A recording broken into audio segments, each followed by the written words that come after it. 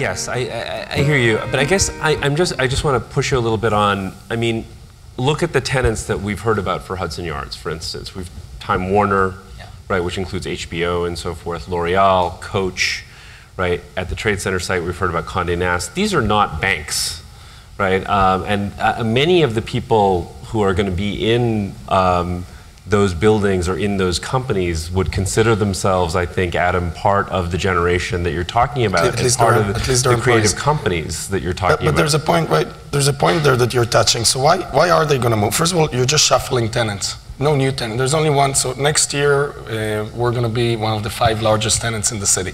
We're the only new tenant. Everybody else, there's a few technology companies that have taken substantial space, but nothing more than 1 million square feet. Will probably be the 1.5 million, 2 million square feet.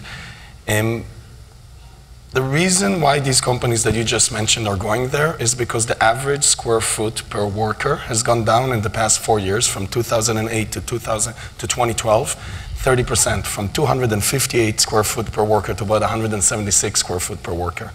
That's a very interesting shift. So what it means now, if I'm Condé Nast and I'm paying $45, $50 wherever I'm paying, and I need to go to a new place and pay $70, but I'm getting crazy TI and 2 years of free rent, because I'm going to put more employees in smaller spaces, I'm actually going to end up paying less because I have a smaller footprint.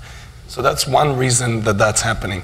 The other reason, everybody wants to be in a new building. So the other reason, so it's just a way for them to actually pay rent. What's going to happen to the old buildings that they're all leaving, that's a different question. But the challenge I want to say to all of us here is, I've never seen the landlord, and this is without to any of the landlords here, like Dumbo took, you guys did an amazing job in Dumbo. It's been 20 years in the making. Like these things are not one day, and I was part of Dumbo in 2008 when we did Green Desk and helped a little bit with, we pushed a lot of technology companies in there.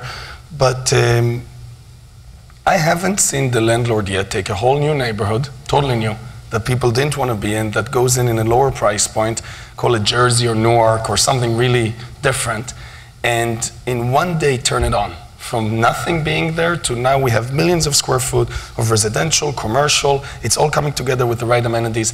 And also we keep saying amenities, the secret of a good space are the people that's in there. So you have the nicest amenities, you could, in Brookfield, they've been doing this for some time, in Lower Manhattan, you can have the nicest amenities, but if every single person there is with a suit and a tie, and no one from this creative class wants to go there, you haven't really achieved a lot. So I will challenge that landlords are still working in an old-fashioned way of this is real estate, it costs this much to build and this much to rent, and we're going to curate these correct people or help curate them, and Jed will call a few of his friends and bring them. And he's the closest one to it because he's actually bringing really cool stuff in. And now the community will change. We need to change the way we view real estate as a whole. But for us, and the reason we don't see ourselves as a real estate company, it's not worth our time really going into it. So we try to partner with landlords that understand us. And Marianne said she would consider to have us there. We might consider to go there. So yes. But Marianne and I are good friends.